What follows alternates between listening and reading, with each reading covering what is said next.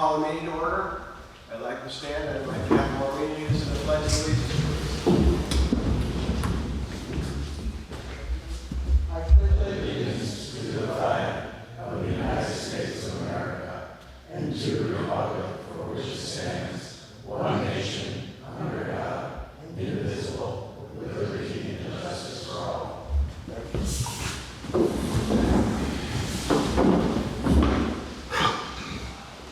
I'd like to have a moment of silence now for Barbara Snow and Veronica Blair Courier.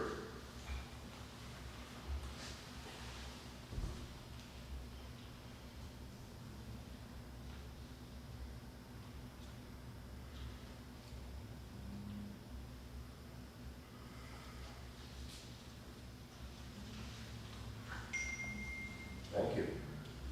Now I'd like us to all sit here together and please say a prayer for Edna.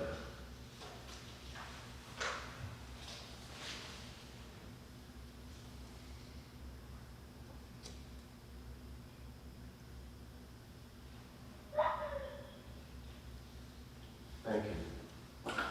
I'd just like to take a second and thank the Hague Town office staff for all the help and assistance they've given me since Edna has been in the hospital, trying to keep the place going forward. And again, thank you very much to the staff and the folks that work in this building and have done a really nice job, and I really appreciate their help. Now, we're going to start out. We've got a couple of presentations. The first one we're going to talk about is the lobby presentation, and Eric, take the floor if you would, please. Thank you. Eric Sandel. The microphone is here, Oh, I so forgot. please stand in this general Oh. area. He's got It'll carry halfway across, so he's still got a big presentation. Talk loud. I've got a pretty good voice. I can hear you. I think we can make this work. Thank you. Eric Sandel from SRA Engineers, representing the Larder family on Delaware Avenue. I don't know if everyone can see this or if you've got a copy of the plans. I'll have to move things around or whatever, but I don't want to mess up the cameras either. What we have here is an existing house. It's on a property at the end of Delaware Avenue, which happens to be a peninsula, a very narrow peninsula, which makes meeting setbacks a particular challenge. The family approached me about a year and a half, 2 years ago, because they just knew that their septic system wasn't up to snuff. And they wanted us to take a look at it and determine what, if any, deficiencies are present and come up with a solution. This project doesn't involve any new construction. There's no new bedrooms. There's no expansion whatsoever. There's no change to the property at all. It's really just to improve the wastewater disposal system. So what's there now are two primary structures. There's the main house, which has 4 bedrooms. That's near the end of the peninsula. There's a smaller house that they call a barn that has 2 bedrooms. There's also a tiny cabin with 1 bedroom and no plumbing. But we are considering that bedroom as part of the occupancy of the property. So we've got 4, 2, 1, 7 bedrooms is what we're basing our design flow on for that, because when we're sleeping there has to use the bathroom somewhere. The 2 boathouses don't have any water and plumbing or anything like that. What happens now is there's a plastic septic tank, fairly new. They replaced that a few years ago to serve the main house, and that flows by gravity to another tank, and that flows to a pump station, which then pumps it to another tank. I think it's a 300-gallon steel tank in front of the barn, and then the second floor plumbing from the barn flows into that tank, and then there's another tank on the other side of it. Anyway, there's a lot going on, and it's kind of a mess. We did find a number of deficiencies, and in the development of a solution, we need to ask for a number of variances. So the new system that's proposed is kind of the same collection system, but replacing an awful lot. We're going to keep the septic tank that is at the main house. It's a little bit undersized, but that's okay for what we're doing. We're going to incorporate an ETU that actually wants higher strength wastewater. So that tank is in good shape. It's solid. It'll continue to be in use. It'll flow by gravity to a new pump station with proper duplex pumps and storage. And that will pump to this vicinity here. The barn will also have we'll get a new septic tank, or I'm sorry, no septic tank for the barn.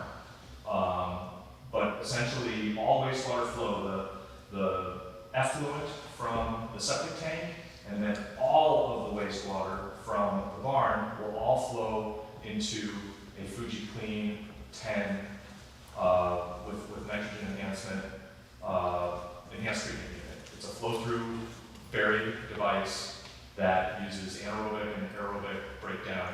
It results in a very high quality effluent.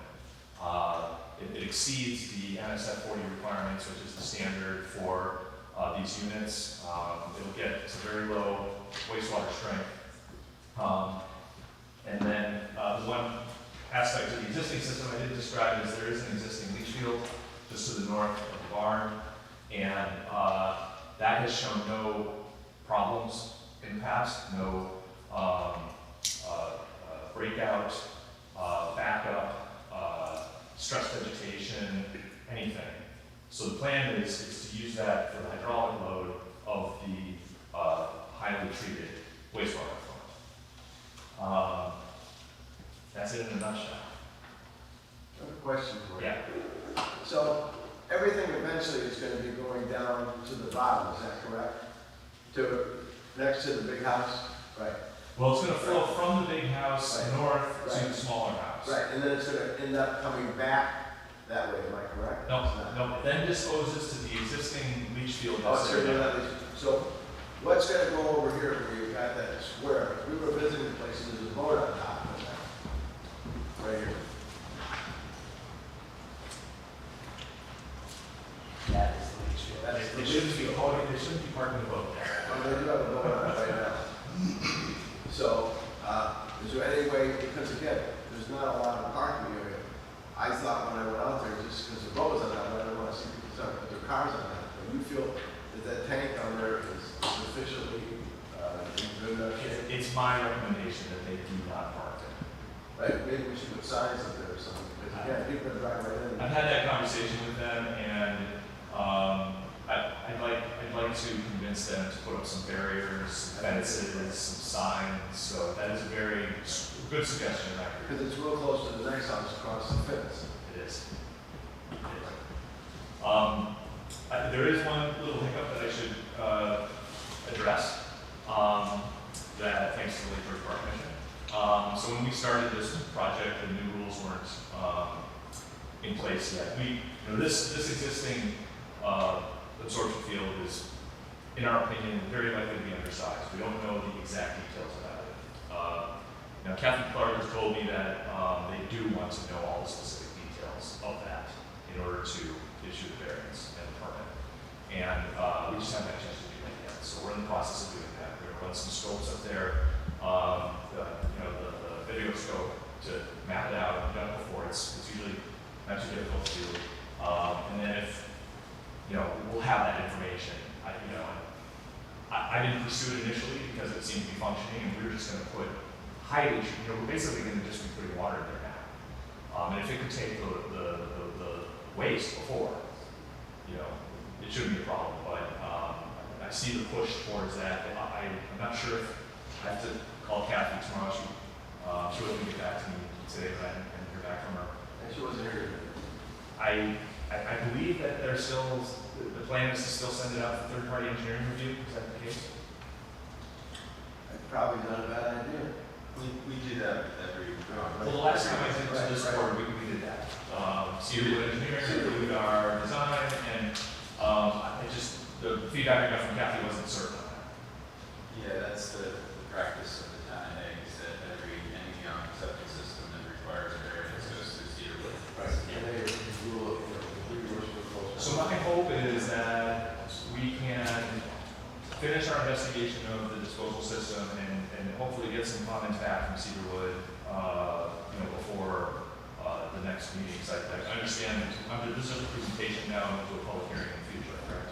And we'll reach out to Cedarwood again for some of those reasons, like you said, we know why people park down there, there's a other house real close, it's right next to the road, it could be a mess, so we'd probably make a recommendation that this size be posted.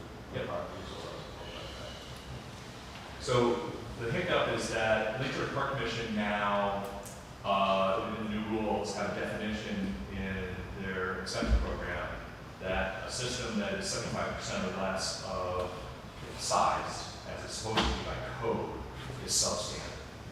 And so if all this work is done tomorrow, and they come and do their inspection, they could potentially deem that substandard, even though it's receiving highly treated effluent. So the other thing that we're working out with Kathy and with Cedarwood is we may add an additional variance request to this, that it's a smaller disposal field that is mitigated by the fact that it's getting enhanced treatment. So I wanted to at least explain that to the board and just make sure that there isn't a significant opposition to that, because then if that variance is approved, then the park commission, doesn't have, would understand that it's allowed in this case. Sure. Any questions?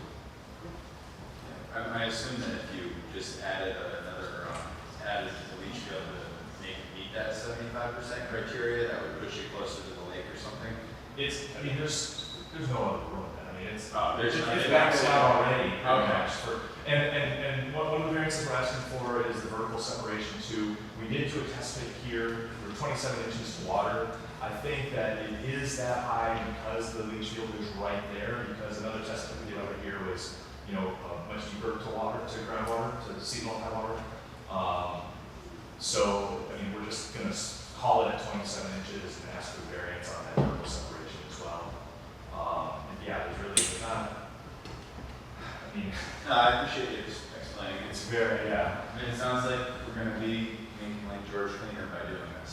so out of depth. Yes. This is a significant improvement, and in fact, in my opinion, If it was done, I think it's, So that's the goal, right? yes, absolutely. All right, so with that, thank you. Any board members have any questions? All right, I'd like to just also, I'd like to make a motion that we set up a public hearing on this for the October 10th meeting. Somebody make that motion. I would, so moved. Second? Second. All in favor? Thank you. Rick. Thank you very much. Yep. See you next month. Thank you. Okay, Mr. Jarrett, you're up. Stage is set. Good evening.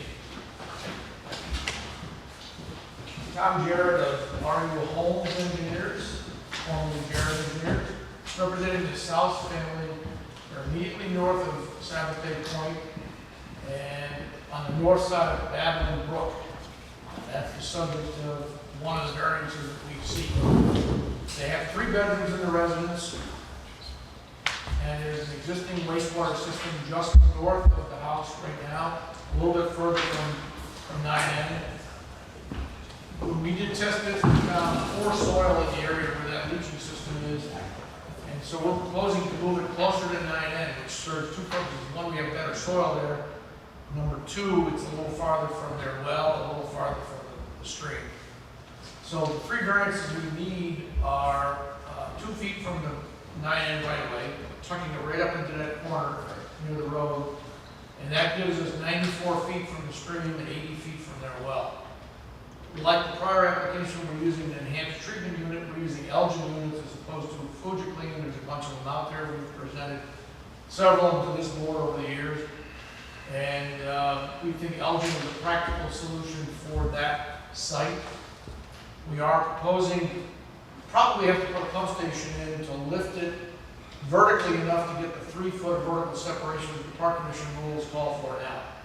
The reason for the 3 feet, just to rehash that, is the Park Commission enhanced the separation from 2 feet to 3 feet to get better phosphorus removal, which is not removed by any of the ETUs that are on the market right now. You need add-on systems for that. So in order to get that extra nutrient removal, we're moving the system up vertically to get 3 feet. And we meet that code. Question.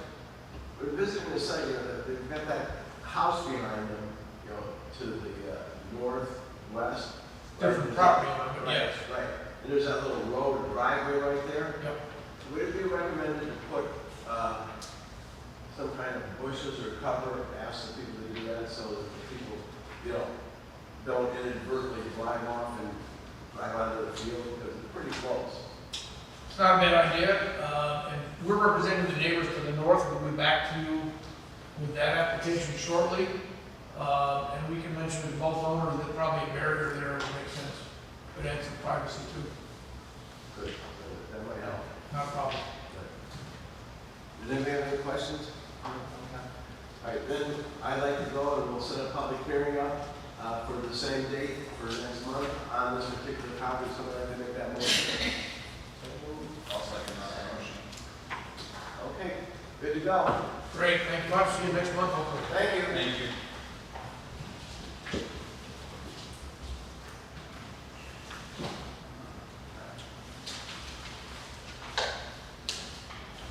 If you haven't signed in yet, there's a paper over there to sign in either before now or before you leave, so we know, how many people we have in there, and we sure appreciate that. All right, now I'd just like a motion to pay the general highway and sewer claims, which we, for the meeting of 9/13, it's gonna be today for the claims total $272,502.00. Who'd like to make that motion?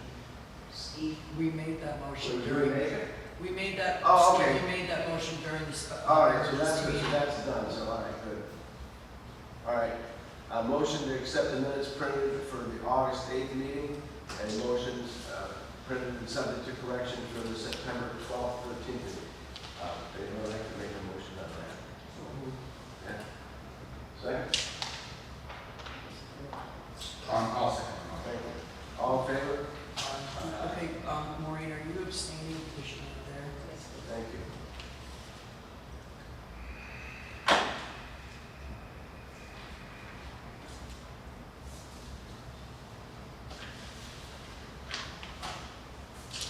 Bear with me, we're trying to go through all this paper. There's a lot of paper that we're not used to doing, so thank you for your patience.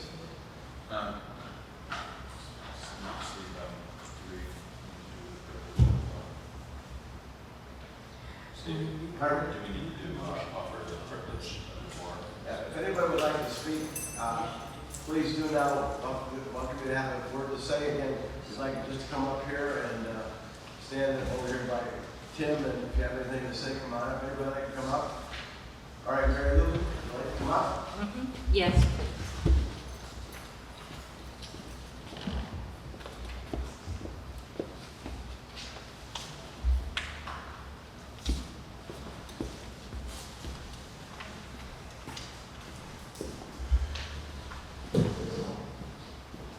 Over here. That's fine. Do you want to chair, Mary Lou, or? I'm good, You're all thanks. right. Thank you. Okay, I think there was misinformation at the last meeting, and I didn't have a chance to clear it up regarding the condition of Lake George. The gentleman said that Lake George was just fine because we have agencies watching it. And that's not true. The truth is that Lake George is at a tipping point where we can, if we don't make the right choices, Lake George could decline and never again for many generations, if ever, get back to the purity that it once was. There's a lot of issues, and the first one is, and it's hard to believe, and you have to think about it, but development's the biggest threat.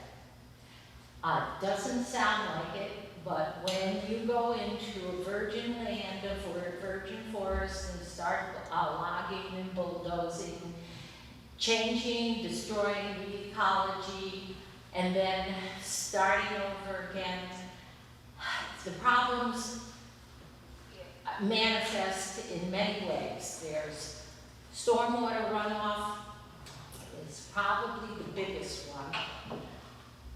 I only have 3 minutes, so I can't go into these topics that are really, really complex, but it's the truth. The invasive species playing havoc on the clarity of the water, and the the boats, the leaky boats and the jet skis are causing problems.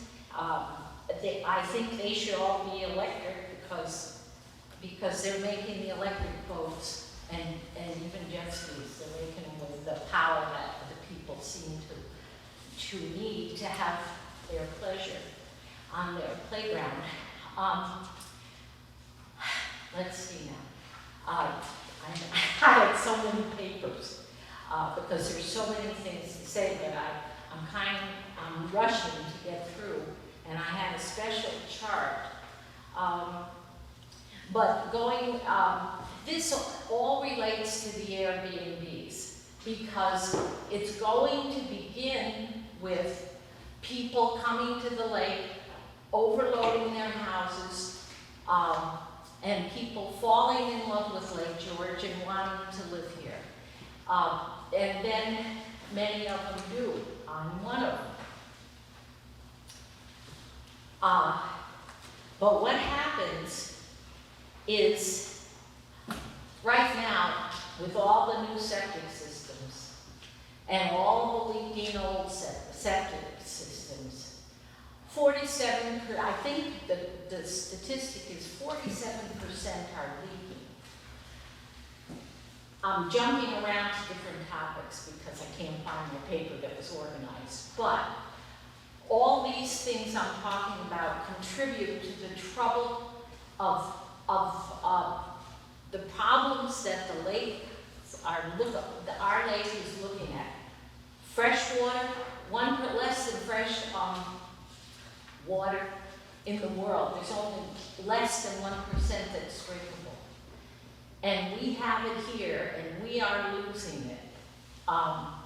This relates back to the Airbnbs. I asked people, I just had a list of, so anyway, all these problems, stormwater runoff, invasives, leaky septics, all these problems compound, destruction of the ecosystem. They all compound when you have a crush of development. And I do believe that's going to happen. It may not happen in a minute or two, but you will see it occurring. And all those things, the state of the lake, where a lot of people aren't even aware of these problems. They just think of the pure joy that you have, that we all have at the lake. So I think we need 2 zoning officers to follow and stricter rules and to follow up. I think nobody likes regulations, but we need them if we have any chance of saving the lake. So I think if we don't have 1 or 2 enforcement officers, nothing's going to happen. And that would be, everybody would be just having a free rein, and it just would be a disaster.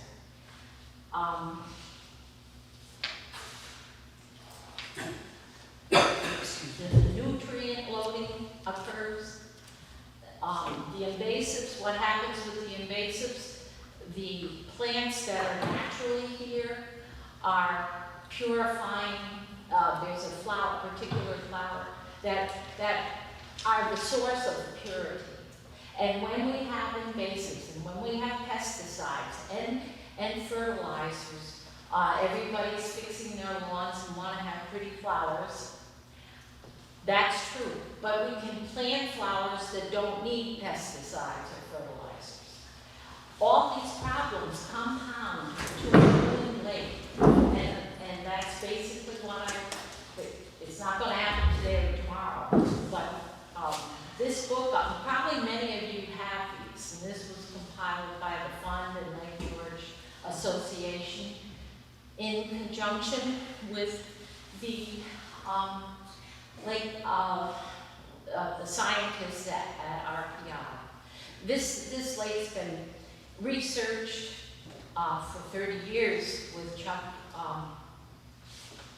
what's his last name, but anyway, Chuck, from RPI. He was the head research scientist, and he had all his master's students analyzing the lake for 30 years. Now, because of the connection that the fund, the environmental groups, and IBM have, we have the most powerful computer, Watson, from IBM in the world, and they can do, Watson can gather as much necessary data from the lake in I think a half hour as Chuck's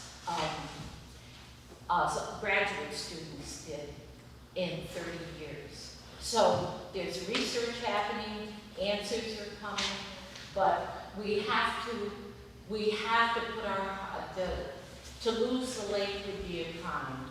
And I don't think we should rush into these money-making Airbnbs. It's not about money. I talked to them. We're doing a fine job. We're gonna address some things that you wrote in a few minutes. Did you get an agenda when you came in? No, It's up there. You're on. I looked at the gentleman. You're all right, over there.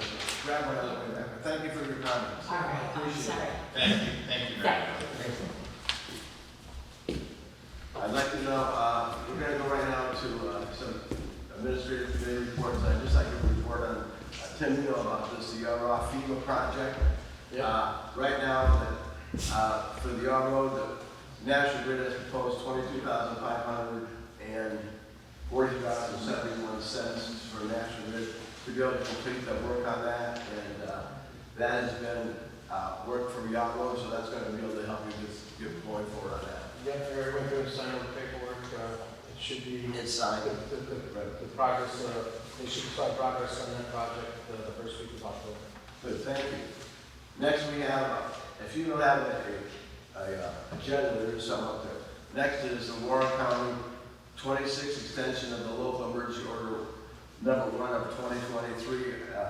If you'd like, I'll just read the beginning of this. This is basically, whereas by proclamation dated May 23rd, 2023, and extended on June 21st, 2023, July 21st, 2023, August 18th, 2023, September 15th, 2023. With the authority vested in me as chairman of the Warren County Board of Supervisors, Kevin Garrity, hereby chairman under laws of the state of New York, pursuant to Section 24, Article 2B of the New York State executed law, declared that the public health and public safety were sufficiently imperiled by that state of emergency within the territorial limits of Warren County and required to protect the public and public safety. This is the immigrant thing from down where the city, people are sending immigrants up. Warren County came up with this, and so it is in effect that they're not wanted up here. All right, next.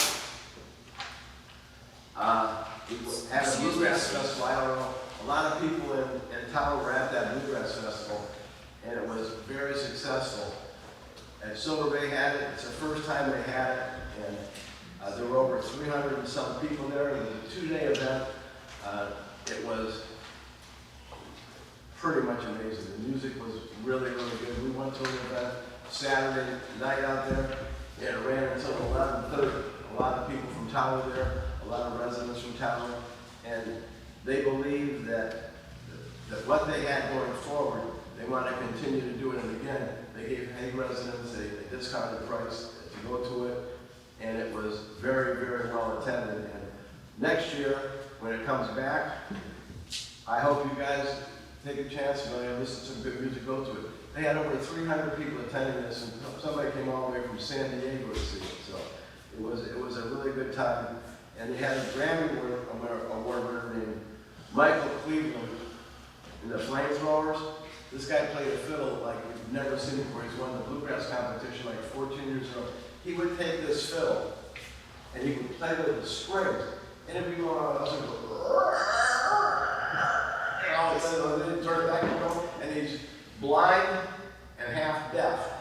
And this guy rocked that place. People gave him standing ovations. It was a great show, and I hope next year when they come back that it goes just like it went this year, but better. But again, next year if you have a chance to go to it, and hear some really good music. Thank you. Excuse me, Steve, could I interrupt for 1 second? Sure, go ahead. Is the Warren County state of emergency in effect currently, or? Yes. Yep. Yeah. Thank you. All right, next on the report here and Patchen. I have no- Wahlberg, I don't think Josh, you know? John, anything to say? I don't have anything that comes to mind currently. Okay, I mean, I know there's some ongoing things, but nothing specific. okay. Well, then let's just roll over here to highway.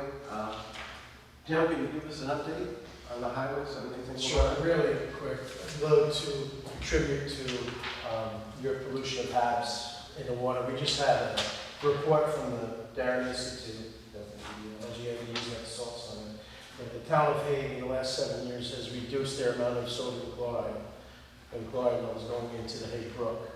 That's over 5% per year since we started our salt reduction. So we're doing our part to keep this lake clean. I'm very proud of everybody who's contributed to this and achieved that effect. So we want to get John to fix it.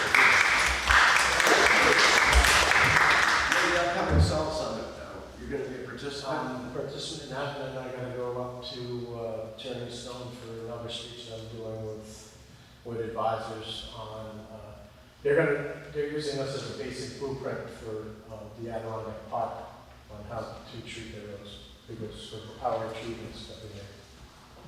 Good. I think that, you've all seen the guys out working, they're working, it seems like day and night, and when you wake up in the morning after a storm, you get on the road and the road's clear, and you can see where they put the brine down, so the guys have done obviously an excellent job and have been recognized, at the salt summit and by the state, going forward, and they're gonna be assisting other towns, which I think is a great thing. A few other things working alongside with the Yore Road project, the permits were submitted late for an extension. I'm working with Beth McGee and Eric, that we were speaking at the beginning of the meeting. He's one of our engineers. They really don't want to renew our permits, we have to put it on hold. So I had to do extensive research for the last week and a half on positive faults within the brook, caught up in the floodplain that could cause more damage. We were supposed to be out of the brook by the beginning of September 15th, but due to excessive rainfalls, we've had to redesign the project, bring it back, move the telephone poles. So we've got a lot of challenges this year on top of what we're supposed to do for this in particular project. There's a chance that they might not renew it, and if they do, there's a chance that we will lose that temporary bridge if we have any type of excessive snowfall or rainfall. So Eric, myself, and a few others are working diligently to get these permits renewed. I've been asked Jim Lieberman from Warren County Soil and Water to step in because we've done extensive work with him for the last 7 years on soil erosion and soil protection projects with him. So we're doing everything we can to make sure that this project gets finished. This has been my nemesis all year. It's the one thing I've been focusing on, and I'm not going to lose that. So I want to make sure I get these permits. All 3 trucks for the 1 tons are set for getting ready to set them up for winter operation. Just got to switch them over to snow tires, all fixed, running operational, get them ready for the winter. We have a traveling mechanic that we got through Warrensburg, who's recommended through Warrensburg, on Warren County Highway Departments. So this way, I believe he's in OGS. I'll find out tomorrow when we meet him, so we can have the tandem service and fixed, so we can get that project taken care of and have that truck equipped for the winter. You already heard about our success with our salt reduction. And yeah, I mentioned the Salt Summit, and I'll be on the way to teach more in terms of. Right, you were down there too, when Frankie and everybody came in on the water runoff problems down by where Bob Arrow's place. And Yes. down by the bottom of Pine Orchard Road, they Yes. came and they brought a machine in to open the gutters up, and they put some, what do you want to call it? Kick Bricks pipes. and some blacktop also, when you go down by Arrow's property. The thing on Pine Orchard that saved from going across the street and impounding and packing the 2 houses on the other side of the road. So, and Frankie, I've got a call for another place, I've got a call for Frankie for another thing. And he lives up on Mountain View Road, he's out at Chestertown, he does a good job in Wilson Town, so we're really glad. Also paving's it's been moved from the 2nd and 3rd to the 9th and 10th to do Terrace, Right. to do Tannery Lane, Terrace Road, and Mount.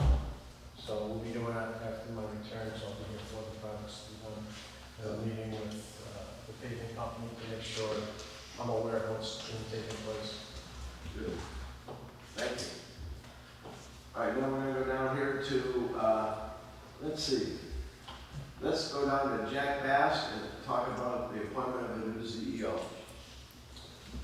I have several things on the personnel committee. The town of Hague has hired a new zoning enforcement officer, Mr. Tristan Shappy, who will be starting work on October 2nd. Mr. Shappy has a Bachelor of Business Administration cum laude from Plattsburgh. He has been working for the New York State Department of Conservation for 9 years, and for the last 4 years he has been the supervisor of our own Rogers Rock campground site, and that, in fact, is the second largest facility in the whole Department of Economic Conservation, and he has got a lot of experience that is pertinent to us in terms of compliance and customer interaction with over 20 employees there, and his other qualifications make him just very well suited to be our CEO, and we're looking forward to him. He has a great interest in staying in this area. His family is from Fort Henry. I want to say that the town of Hague is very grateful to Kathy Clark, who has been filling in and performing as CEO since our last CEO resigned, and Kathy will continue to train Mr. Shappy. Thank you so much, Kathy Clark. Second, regarding the highway department, Donnie Smith, our highway department superintendent, has named Tim Fiala the deputy superintendent effective, and that was September 17th. Also, in the highway department, one of our employees has given notice that we will be leaving effective 2 weeks, and so we're going to be posting the position. Application will be sought, and we'll be filling that position promptly. That's it on personnel. Okay, fine. Thank you, Jack. Now we're down to town beautification and so on. So I'd just like to spend a minute, and we had some real excellent help working this year at the visitor center, the lifeguards, and the ball launch. And I'd just like to recognize a few people. I'd like to say again, these people worked awful hard this year, and I'd just like to recognize them. Take me a second just to run down some names. Lifeguard, Emily Best and Jenny O'Neill. Visitor Center, Karen Lucas, Pat Heinze, Susan Adair, and Joyce Hopper. Bowl Launch, Tom Haskell, Wally Peterson Sr., Mindy Swinton, Gil Engler, Karen Lucas, and Leo. And I'd also like to mention that setting up for the music in the park, Todd took it over. Donnie and I Smitty would be going down there in the morning and roping it all off.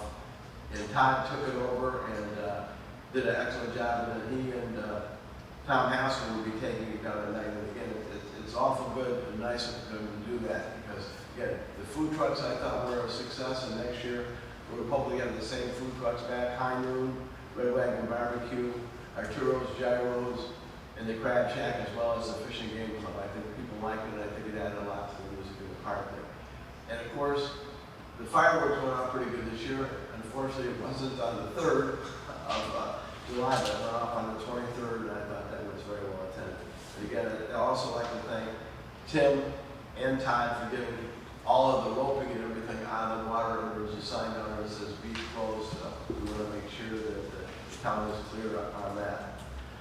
We did have an antique boat show down there. As you know, it was on Friday the 25th. There were a lot of boats in the water, and there were a lot of boats presently on the parking lot, and a lot of folk came in and looked at them, and some folks I know went up and they went down the boat or Lake George Village afterwards to keep looking at other boats. In fact, if you didn't go there, there was one boat that was coal-fired when you see a boat like that. So it was a good show. They do plan to come back again next year, so that'll be another nice thing we have in town going forward. As well as, you know, about the Lake George Open Water Swim. They will be back again next year for the 13th anniversary. It will be on 8/17. They had over 430 people, 3 countries, 20 states. Very successful. glad to have them back. So that's really about all I have to say. Then again, I'd like to thank all the folks that participated and that worked out there and did a fine job keeping the beach open, safe, remote safe. The visitor center giving out information for the folks on lifeguards, keeping people clear and safe. Thank you. All right, now we'd like to go back down to the sewer report, district report. All right. Jeff. Great, thanks, Steve. The sewer EDU appeals, we just have one appeal that is open, and we're going to act on it tonight. The other appeal had been withdrawn. On September 8th, the New York State Department of Environmental Conservation performed their annual inspection of our wastewater treatment plant. John thinks it went well. We're awaiting the official report on that. This Friday, Eric Kramer will be sitting for his 2A operator's license exam, so wish him good luck on that. We need him to be our second official operator. The town is working with Cape Cod Village Club to install a permanent emergency generator there. We have a pump station at that facility to pump and service all the people in that village, and their wastewater is pumped up to our treatment plant. In the past, our operators have had to bring in a portable generator when the power outage, and we get a lot of those. If it's extended, we bring in an emergency portable generator, and we want to put a permanent one there to be more effective for our plant operation and for the Cape Cod Village residents. I want to tell you a story about a situation that we had over Labor Day weekend. At about 9 p.m. on Friday night of that weekend, Carolyn Kimball, who lives down on 9N by our Lakeshore pump station, heard the alarm and saw the alarm light going off there and didn't know what was going on, but was concerned about it and heard all of the wastewater from our northern parts of the sewer system come into that pump station. And when an alarm goes off, I mean, something is wrong. And Carolyn alerted her husband, Rich. Rich is an engineer, and he understood that something's going on that we need to do something about, but what do we do? And they called Alice Patchett and said, what do we do? Alice Patchett has all of the information there throughout her entire resort on, here's the emergency number that you call. And so Alice gave Carolyn the number. Carolyn called it in, and again, this was late at night on Labor Day weekend. And thank goodness Carolyn and Rich called it in, and we got the wastewater treatment plant operator, Eric Kramer, in fact, down there very promptly. In fact, it was within 10 minutes that he was there, found out that what had happened was one of the pumps had failed, and the backup system went into operation, so we had no problems with that, so that was good. But the auto dialer on that alarm system, it set off the alarm, but didn't connect it to the call-in system, so our operator didn't know about it. And it hadn't been for this alert citizen who took the time and asked Alice, and Alice had it stuff, that system would have perhaps gone off and continued to be bad. And so what happened, then Eric was able to reset the system. Donna Clark called into our telephone system to get that auto dialer fixed, because that has to be operational. I mean, that our whole guarding of Lake George from our system depends on that. And so the system worked.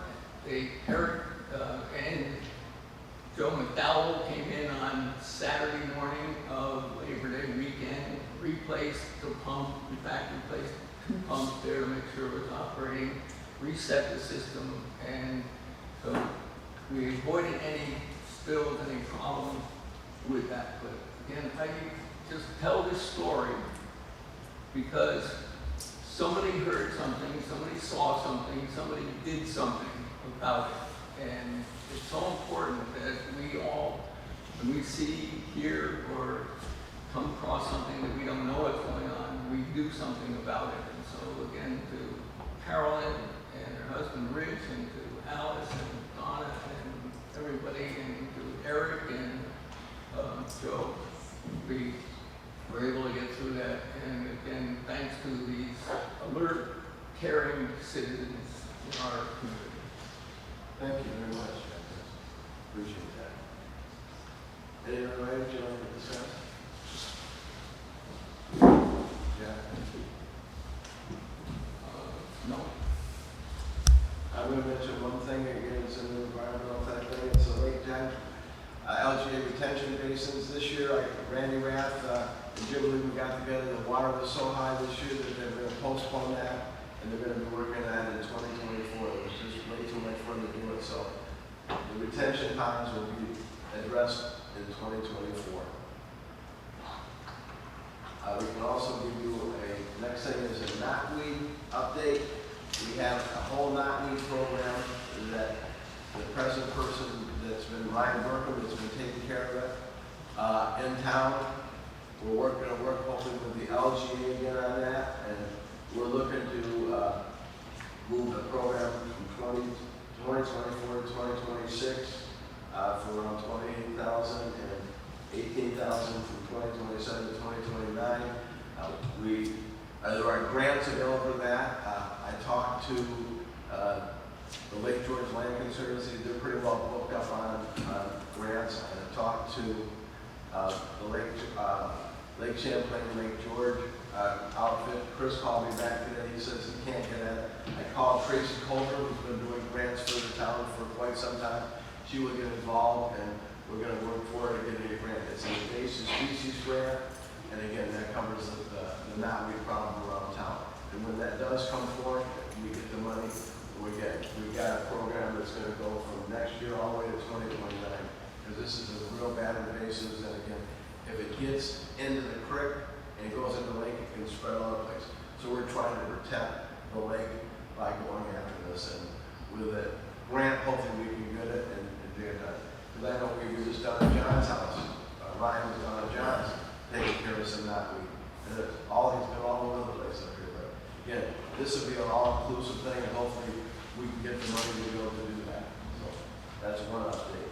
Another thing about another environmental thing is Tim and I met with Rebecca from DEC today about the problem over on the bridge, right over on the Hague Brook. Was it yesterday, Tim?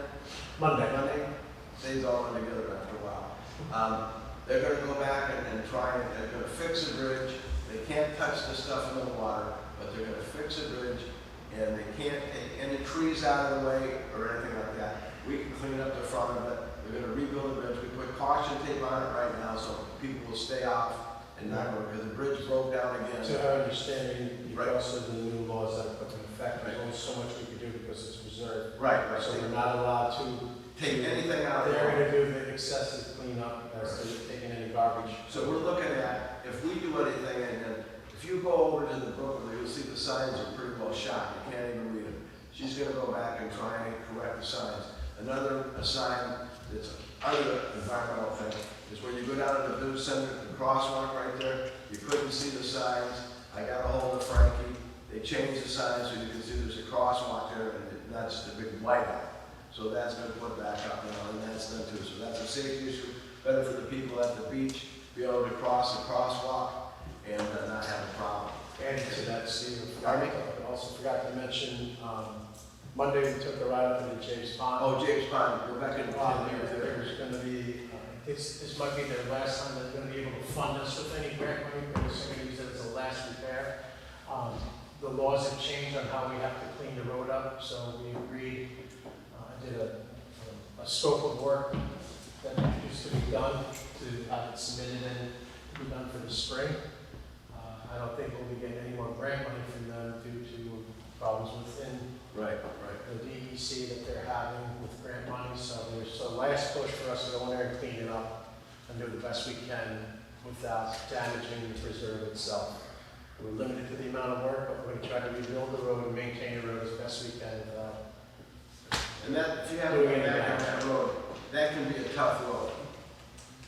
If you haven't been back driving to James Pond. Also, I do have somebody who has their hand raised who wishes to speak. It's Anthony from the Indian Kettles. I tried sending him 2 messages, but he hasn't responded, but I do believe he has a question about the STRs. Okay, we'll come to that in just a Are second. you going to that point yet? or- We're going to be addressing that in just a few seconds. Okay.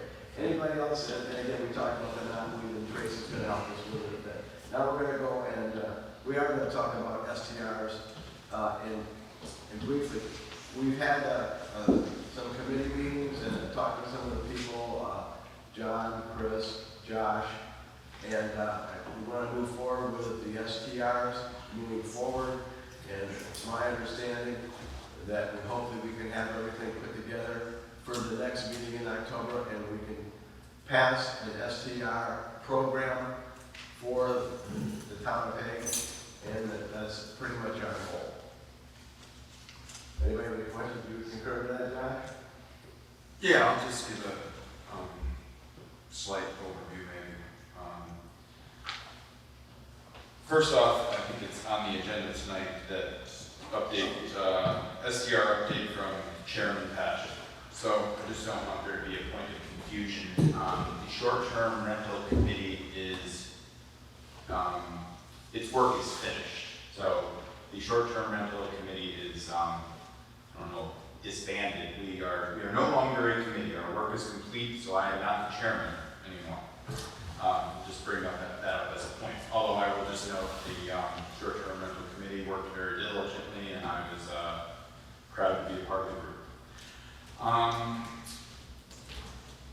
I've spoken at length about the ordinance. I've given newspaper interviews. I've been quoted, unscripted interviews, and I think most of you know kind of how I feel. I think that, just to give the public an overview, I'm of the belief, and I'm not going to speak for anyone, that a quorum of the board is in favor of the 3-year waiting period, potentially. I do believe that there's a consensus that the 6-day minimum is not in the best interest of the town of Hague, 6-day rental minimum.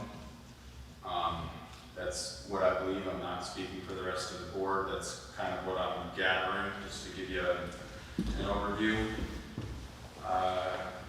I will just present, and we've conferred with different groups, Northern Forestry, and just a lot of citizens. People seem to think that having a 3-year waiting period just to slow the growth of short-term rentals in our town is an excellent idea. And I understand that the town board is not in favor of the 6-day minimum rental stay for, it's going to be like for basically the summer, part of the spring, part of the fall season. But I guess I would present publicly to the town board that I think that would be wise, just to have no minimum stay in the town of Hague. However, maybe it could be written and acted upon in the same fashion as the 3-year waiting period, meaning all new property sales in the town of Hague, and I don't know what the number would be, would have a 2, 3, 4-day minimum for all the future going forward, meaning every property owner in the town of Hague would be grandfathered in. It wouldn't affect anybody. But what it would do is any new purchases going forward, it would slowly make it so that the community at large wouldn't feel like they're living next to a hotel or a motel. So I'm just presenting that to the community and the town board as an idea and concept that would grandfather everybody. It wouldn't affect anyone that currently owns a piece of property, but I think that maybe when my children are far older than me, it might help serve to create a better egg. I hope I'm explaining that correctly, but that was just kind of my thought on the STR ordinance and what I would think would be in the best interest of our community. Very good. Thank you, Josh, that's awful. And that would also go in the same sense of the word that it would be for arm's length transactions only, meaning you wouldn't be subject to that if you're just inheriting your house from your father or mother or uncle or whatever that is. It would be conveyed in the same way that the 3-year waiting period would be conveyed. It's just my thoughts. Thank you. I'd just like to do one thing right now. I'd just like to, Mary Lou has written a letter in here, and I'd just like to take a second and read Mary Lou's letter.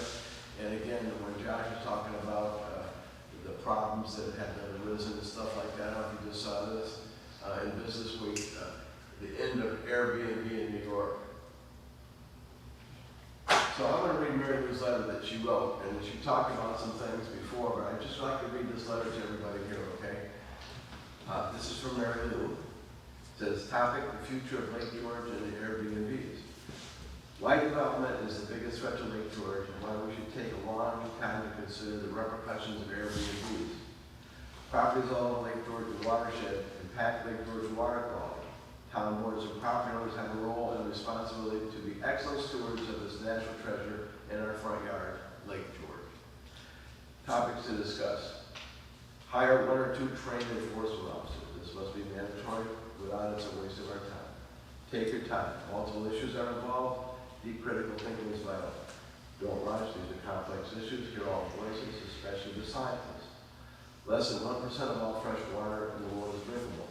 Lake George is now, but Lake George is at its tipping point. A rapid population increase is the last thing we need or want. Do you want our beautiful hamlet to become Lake George Village or even Bolt Landing? Not but a few years ago, Bolt Landing was a very beautiful place. And hey, we have a precious sense of community, and it's a lovely town to live in. Let's keep it beautiful and not end up with a cold town of revolving strangers as we would get if we rushed into the Airbnbs.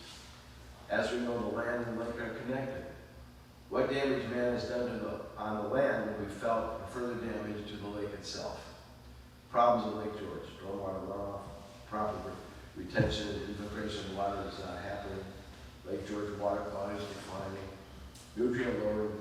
Lake George, the developed 5% of lake watershed, is loading as much phosphorus as 95% undeveloped 114,950 acres. Now Lake George is receiving triple of its natural level of phosphorus. Recommendations: residents of prospective buyers should attend a 2-hour-long training introduction class about living near the Lake George watershed. Offer longer training class for mandatory additional help. Most importantly, mandatory hiring of enforcement officers. And as for the robber barons who want to take over the town and violate our resources, I say no. Yay to good property stewardship and keep our community intact. Thank you very much for writing this letter. And I don't know if you guys noticed today, I saw on the news, you want to talk about the lake. You saw that the cabs were found in Oneida Bay. So again, everything's creeping up on us, and we have to do our best to keep this lake clean, and we continue to work that way, and let's do the right thing. Before I allow anybody on Zoom to speak, is there everybody in this room that wishes to take the floor? Because I will have to switch microphones. It's kind of a sketchy thing. Just a comment on the article that Steve referenced. When it says that the end of Airbnbs in New York, it's referring to New York City. Just so everybody knows, it's not New York State. This is New York City. It is New York City. New York City. That's right. That's New right. York City. Anybody else? Jonathan? Do I need to stand up? If you can carry it. I'd say conflating development around the lake and stormwater runoff and the quality of the lake with the short-term rental issue, yeah, I think it's confounding the issues. We're trying to deal with them separately. Certainly, there's a lot of attention to keeping the lake clean. A lot of organizations focus on that. A lot of people know about it already. I encourage people to improve their stormwater runoff on their own properties and their septic systems. I don't think we should be trying to cast that on the short-term rental ordinance topic. Because development, upland development is an issue whether or not it's an STR or private residence. Right. Sandra? Good point, John. I just would like some clarification, Josh, on what you were saying about, it sounds like you're saying that you're considering a grandfathering of the minimum stay. It's a, do you want to keep going or do you want me to? Oh, yes, but then I had a question, then there's no grandfathering being considered on the 3-year restriction? That is correct. Every property in Hague would have the 3-year waiting period. Well, that would only be for new property sales, the 3-year waiting period. But And go ahead, Bill. there's a clarification of that. That wouldn't matter because the 3-year basically is already grandfathered in because it wouldn't go into effect until the property switches hands to a buyer. Right. So it is already grandfathered. Either the present owners are not going to have to wait 3 years to. No, correct, I understand that, but upon a sale, Yeah, any sale that would be an arm's length transaction or non-related would have a 3-year waiting period. And just to answer your original question, it appears to be the consensus of the town board that not to have a 6-day minimum stay at all. 0 minimum stay in the town of Hague. And I was just presenting the idea that potentially maybe we just, any new property sale going forward would have some type of, let's just say, I don't know, I'm making up these dates, October, or let's just say 4 months in the summer period, there would be a 2 or a 3-day minimum for all new property sales going forward after the ordinance that are arm's length transactions. So it wouldn't affect anyone, any current owner in the town of Hague, and I think it would also serve to slow the growth of STRs in the town of Hague in addition to the 3-year waiting period. Mary Lou?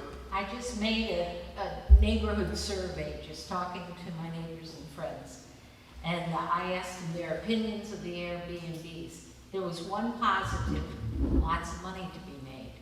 Now, the negatives are loss of community, revolving strangers, not enough housing for the local people. That was New York City's complaint.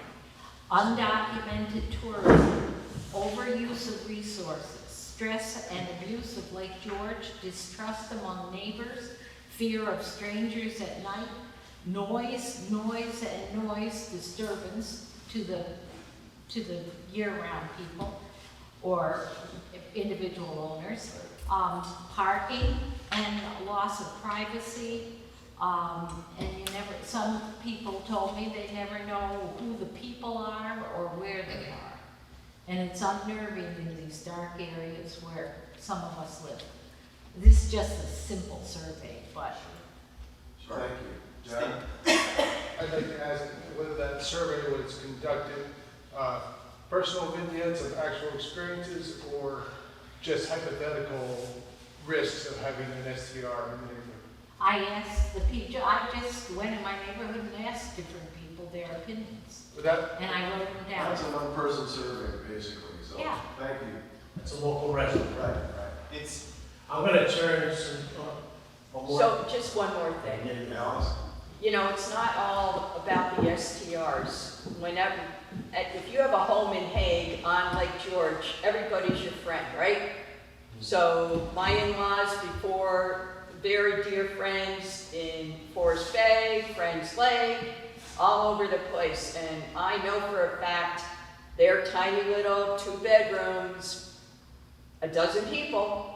They all pile in, we all know people, even one of our friends, a zillion people are in these homes. So I don't know the answer, other than I think we need to be good good neighbors, and if we see something, especially if they're not in the sewer system, this is bad news for the lake. Bad, bad, bad news. Good point. And the other thing I'd like to say is no matter where we end up as a town with these rules, there are rules in place right now that have been, no one has ever gone before them. With STRs, there are rules right now in place, they have been. The only person that ever had to come before that was me in 2008, because we built a house on Overlook Lane adjacent to Trout House, and the neighbors had a fit, and we went through months, we got sued by the lawyers, anything. Anyways, they ended up saying, well, because that point touches Trout House, you're a tourist facility.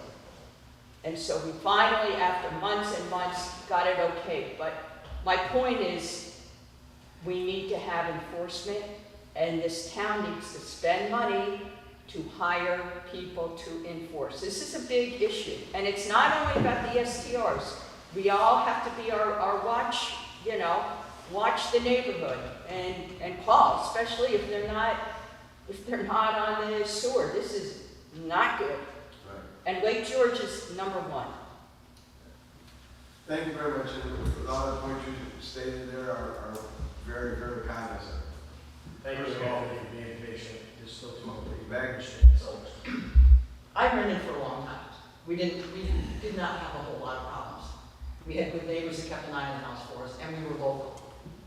But there's a lot of people that rent because they have to, because the taxes are so high, and now with the new septic regulations, it's even worse. Because now a lot of these houses that are not in the sewer district are all being required to put in new septic systems. So how does somebody that's on fixed income afford a $100,000 septic system for this house? The only way they're going to be able to afford it is if they rent it. Second thing, we don't have enough hotel rooms to cover the people that want to come into the town of Hague, or to generate enough business for the town of Hague in the summertime. When I was a kid, we had, I don't know how many hotels and bed and breakfasts and inns. None of them are there anymore. None of them. We have no restaurants. We have no, basically one store in the town of Hague that's only open seasonal. And as far as people wanting to live here, they can't afford the houses, even if they wanted to. They're not, those houses aren't being bought by your general family. Not because, and it's because, first of all, they can't afford the taxes if they buy a house in Hague, and the property values are too high. They can buy the same house in Ticonderoga, a 3-bedroom, 2-bath, on a half-acre land for $139,000. There's not a place in Hague that you can buy for that. So, the other option is short-term rentals, which is creating jobs, creating property values in Hague, bringing in taxes, and also bed tax. So I don't know why we're trying to destroy the one thing that we have in business in this town. Well, I don't know everybody's trying to destroy it, but I appreciate your. By now, Thank you. the 3-year wait, that's crazy. Okay, thank you. Well, Please. So I'm not sure if you're aware, so as far as the due date minimum, through Airbnb and VRBO, they already have in place a minimum stay for holidays. So someone can't come in on the 4th of July or Labor Day or whatever, only stay overnight, party, and do all that. There is a minimum stay already. So you can't physically book just one overnight stay. So that might put somebody at ease. That's a good point. But just to Meg's point, I agree with you, Meg, that we absolutely need it. It's vital to the community, and that's why we're not trying to stop it. We're just trying to slow the growth for the future. That's it. There's but nobody make those stopping. regulations, who's going to enforce any of that? Who's going to enforce it? Well, it's a proven fact through other communities that once the regulation is in place, it's enough that it's there that it just stops it. Lake George Village has 2 enforcement officers, and Bolton Landing, I was told, has 1. I don't know about that, but Lake George is definitely. That's a situation, Mary Lou, once this is in place, if we have to do something like that, I'm sure that we will be able to come up with the fees to be able to get somebody to assist, because it's not gonna be a one-person show. The zoning officers gonna have a hard time trying to do this, so if we have to add additional people, I believe the town can afford to do that. Now, next, Tim, you got something? Okay. All right. Thank you. One second.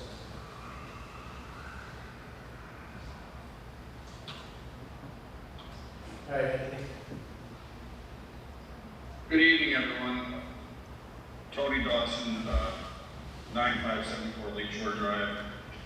First, I'd like to comment on Mary Lou's. Well, first, I'd like to go on record and say that earlier today I did send a letter to the entire board in opposition to Mary Lou's letter being read on record in detail. The letter that was read and her comments kind of go hand in hand, and I feel that the subject matter has been short-term rentals. Some of the points that she brought up may be legitimate, but they're completely detached and irrelevant to STRs. For example, Article IA, which is adopted 5/12/09, provides for occupancy restriction to prevent homes from getting overloaded with tenants. Additionally, according to the Freshwater Institute, the biggest degradation of Lake George water quality comes from faulty septic systems and salty roads. Put another way, it doesn't matter if the property owner is occupying a home, a long-term rental or a short-term rental. It doesn't matter what the duration is of the rental. And there's no data that correlates rental length of stay with water quality. I find it very disappointing to learn tonight, after the time and effort that was put into the July meeting, and I felt that it was very productive, and I felt that it was well received, and everybody was heard. I'll remind you that the town of Hague has a unique existing zoning law for TR1, says that we can occupy, rent, or hire our homes. There's absolutely no duration in there. And I propose that instead of coming up with a short-term rental ordinance, instead start with the existing laws, such as the occupancy restriction, and enforcing those. I felt that it would be very productive and remedy a lot of the issues. As an alternative, I said if the town can determine that there is an issue, instead of bypassing the amendment of zoning laws that are currently on the books with a short-term rental ordinance, instead rewrite the existing zoning laws so that the people that end up buying homes with a business model to be participating in short-term rentals or rental are not affected by it. We did our due diligence prior to buying it. We knew at the time that we purchased it, we were able to do short-term rentals. And to move that bar is not fair to us. Changing the zoning laws would achieve what you're looking for. At the same time, it would allow us as a pre-existing prior non-conforming use, and it would be a win-win for all. If the short-term rental is going to be advanced, as I said before, we're prepared. It can get passed off to our legal team.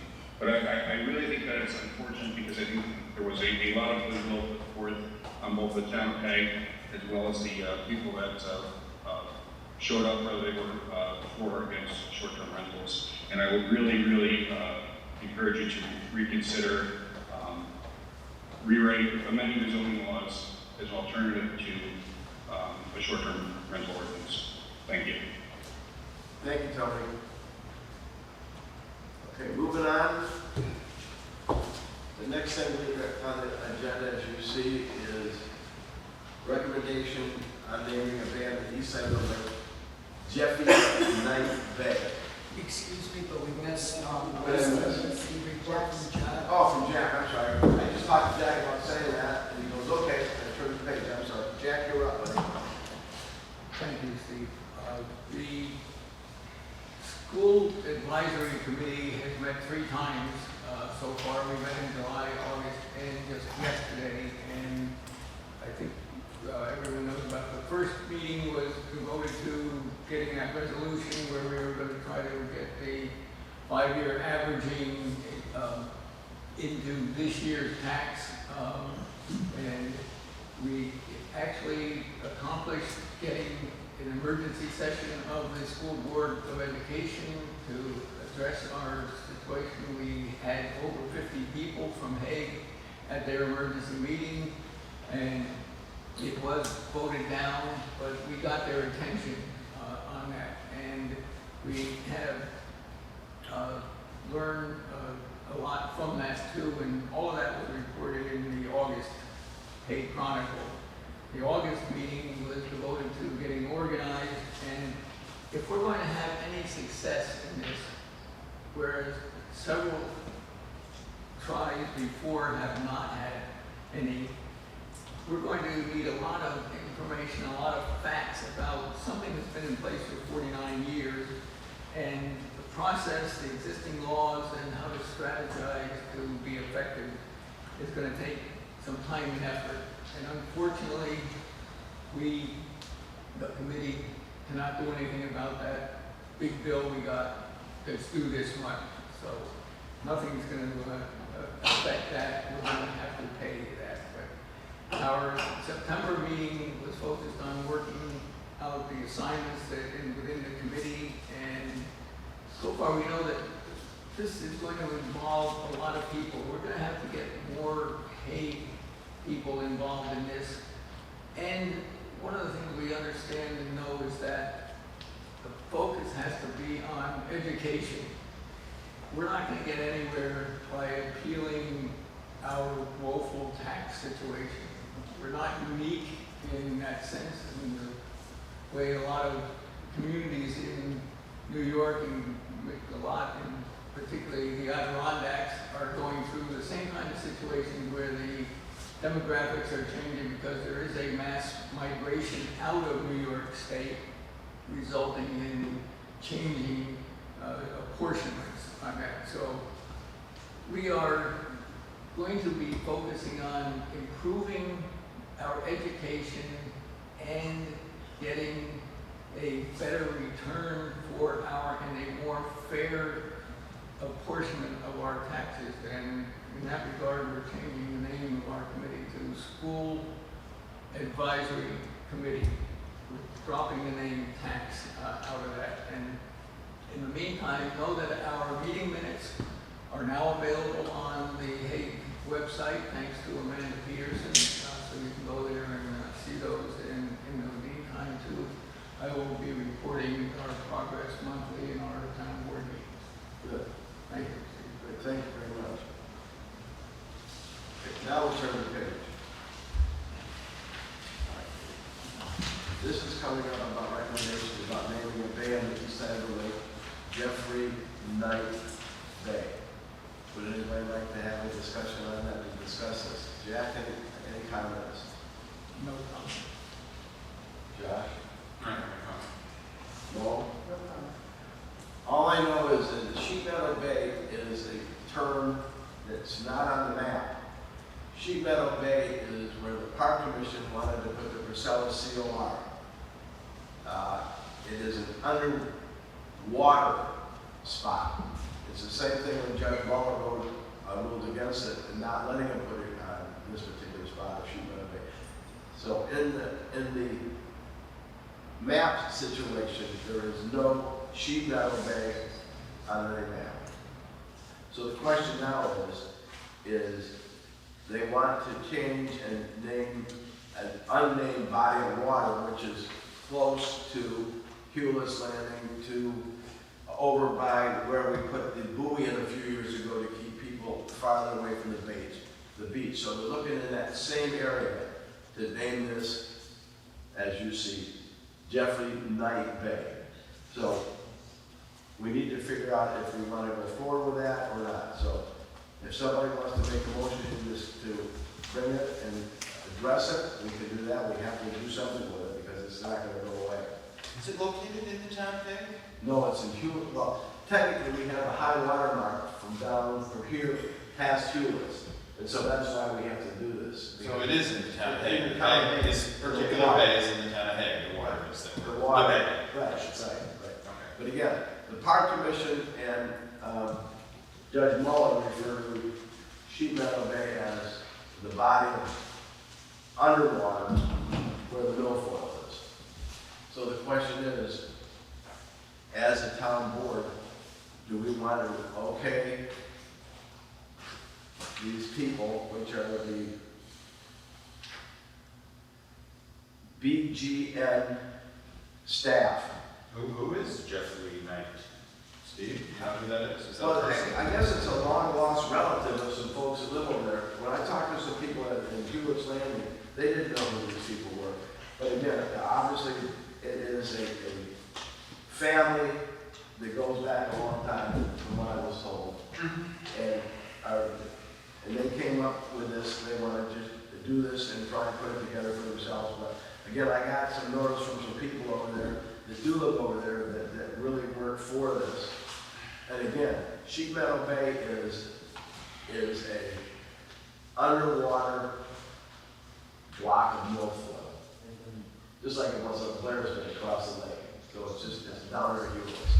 Do you want me to elucidate a little bit? Sure, go ahead. So, the U.S. Board of Geographic Names sent Edna an email with a number of attachments. One of them is about the unnamed bay.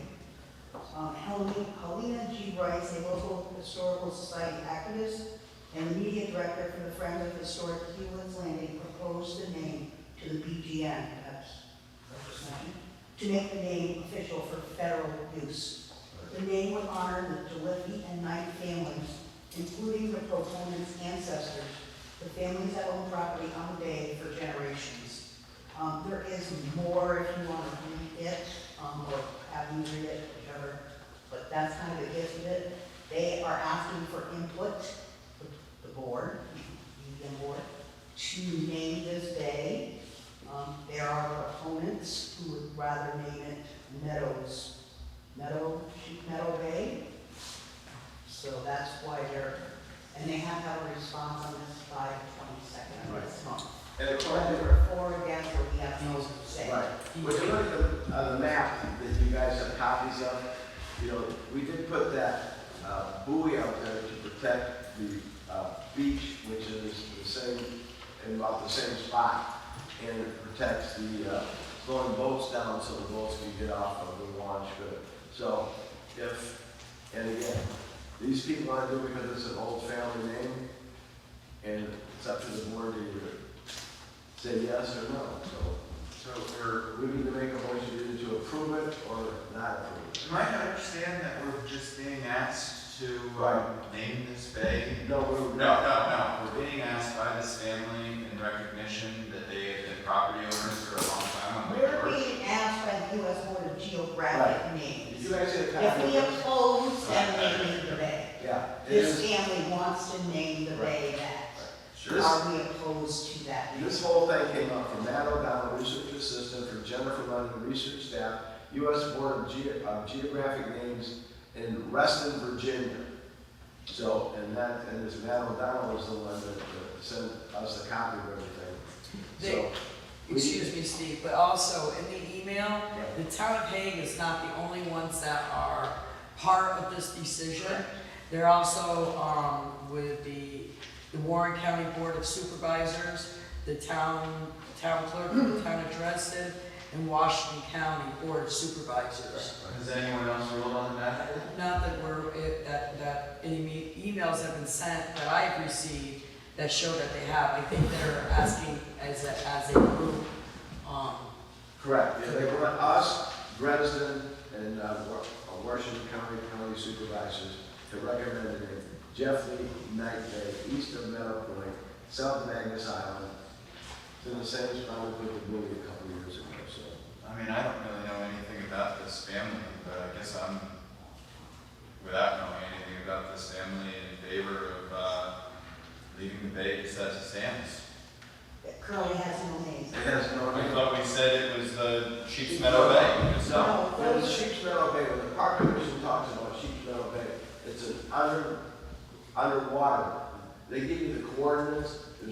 coordinates, and it's one of the coordinates, it's under the water, where they Oh, are okay. 100% of seawater. So it's a, Sheep's Meadow Bay is an unofficial. It's, The point that comes out is called Meadows Point. right.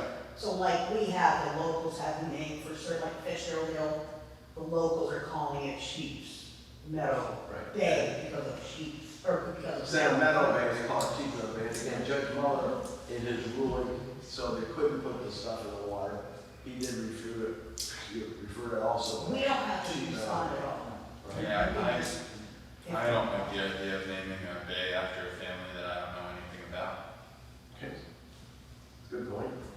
I mean, we don't know anything I know about. nothing about it, and I have some people over there that looked into it, they don't know who these folks are either. I mean, hell, for all we know, they could be, Who knows? And excellent people, or maybe not so good. Apparently the family's been there for over 100 years. Right.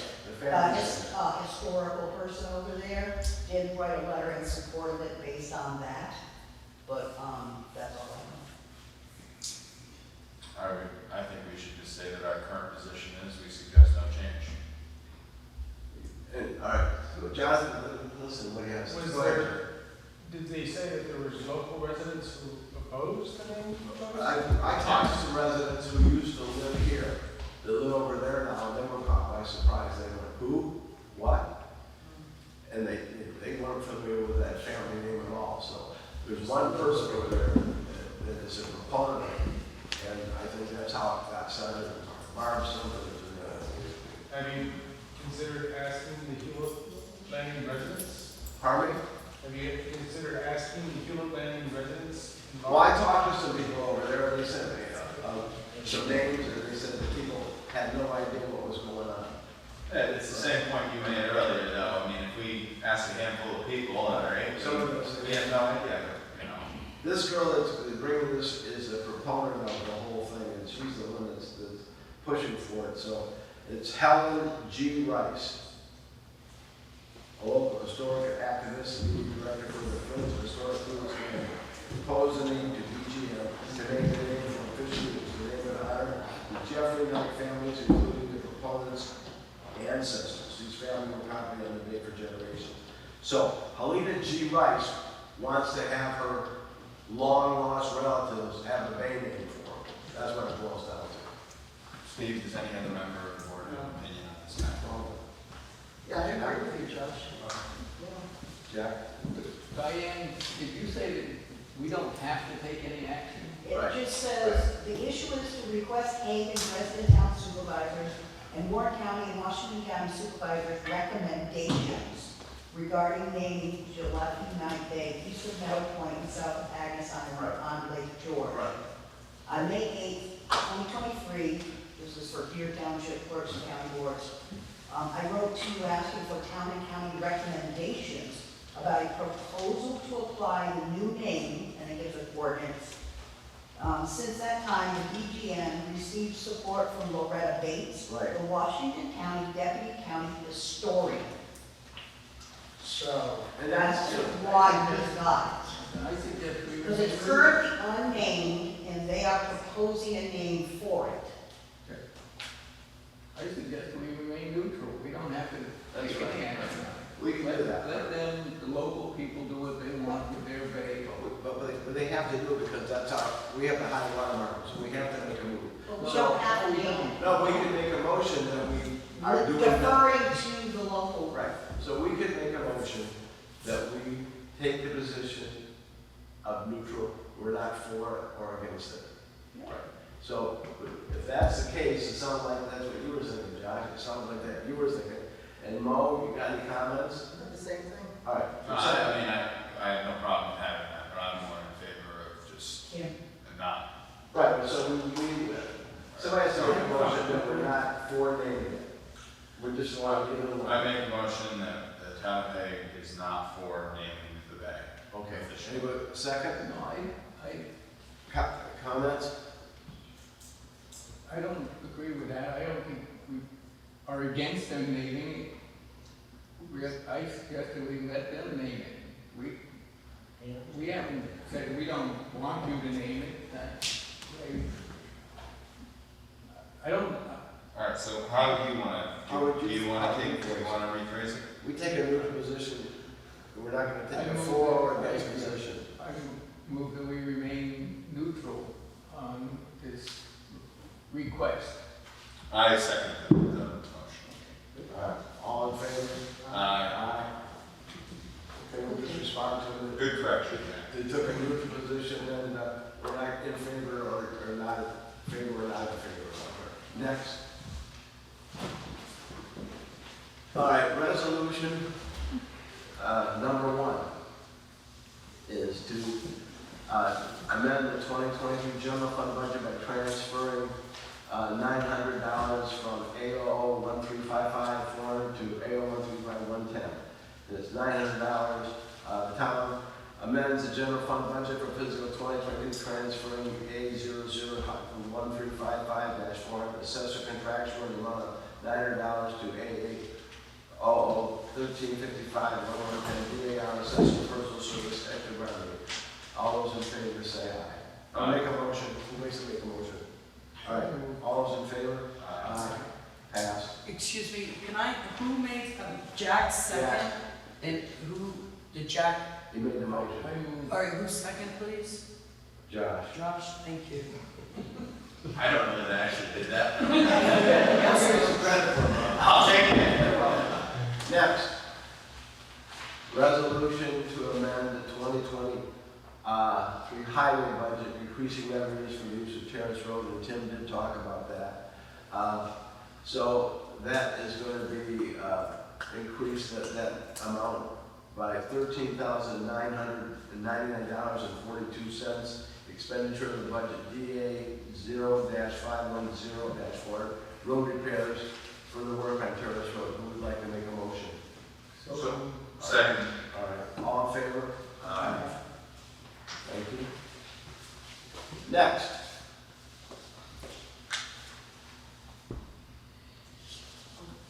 yeah, take the lead on that. All right, take the lead now. Property owner Sally Thurston at 15 Commons Way in Hague filed a sewer EDU appeal on May 15th requesting a change from 2.0 to 1.0 EDUs. I have communicated the information to the board several times. The owner is unable to use the kitchen or the bathroom in the accessory structure currently assessed at the one EDU because no inhabitants of that accessory structure is allowed per a 2001 Warren County ruling. In a unanimous decision by the EDU Sewer Appeals Committee, the committee recommended to the board that the appeal be denied. The EDU assessment remaining as is at 2.0. The structure in question is fully equipped for water use, including having a separate sewer system pump. Therefore, it is correctly assessed for EDU purposes, and the EDU Appeals Committee has no jurisdiction over the habitation rule. I make a motion that the Thurston May 15, 2023 EDU appeal requesting a change from 2.0 to 1.0 EDUs be denied. I'll second. All those in favor? Aye. Pass. Here's something. We're going to have another trunk or treat for the kids here, and Bobby Jean Fish is going to be working on that.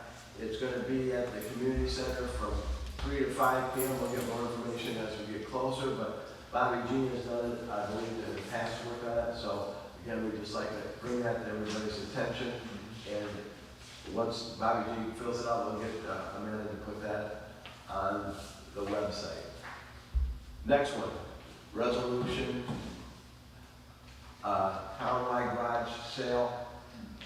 Oh, wait, yeah, that's it. Resolution for tourism agreement for $20,000. This is a resolution of 2023 to enter a contract agreement with Warren County for occupancy tax dollars and tourism promotion for 2023.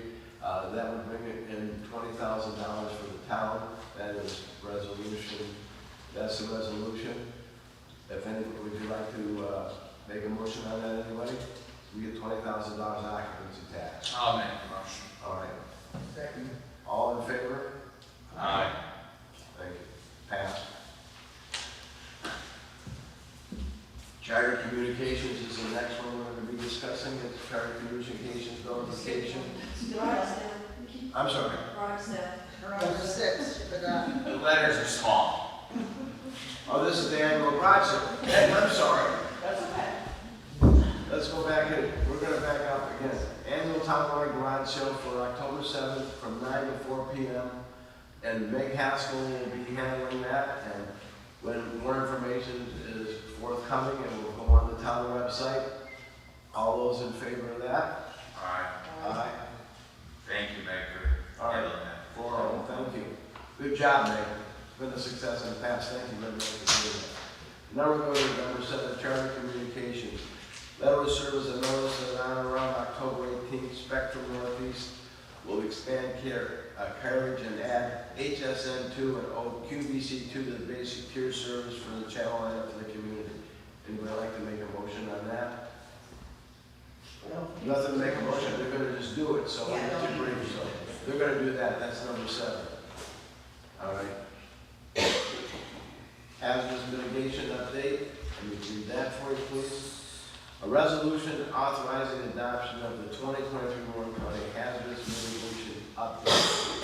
It goes into a lot about the mitigation update. Warren County Hazard Mitigation in accordance with Disaster Mitigation Act 2000. Warren County Hazard Mitigation identifies mitigation goals and action to reduce or eliminate long-term risk to people, property, town paid by the impacts of road, future hazards and disasters. The town of Hague demonstrates a commitment to hazard mitigation, achieving the goals outlined in 2023 Warren County Mitigation Plan. Now therefore be the town adopts the 2023 County Hazard Mitigation Plan. Would somebody like to make a motion? Second? I'll second. Vote? Aye. Pass. Thank you. We'll wind it down, guys. Hang in there. All right, to amend, the next one is resolution number 9, which says to amend the highway budget 2023. Resolve the town board amend the highway budget for 2023 by increasing revenues DAO 2680 insurance recoveries by $14,889.13 and increasing highway machinery contractual expenses by $14,889.13. Who'd like to make the motion? So moved. Second? Second. All in favor? Aye. Yeah. Steve, can I interrupt for a second? Sure, go ahead. There's for some reason, I believe that there's a resolution that's not on your agenda. There is. Diane.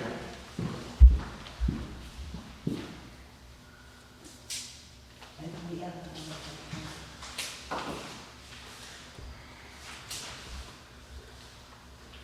This, What's the number of that one?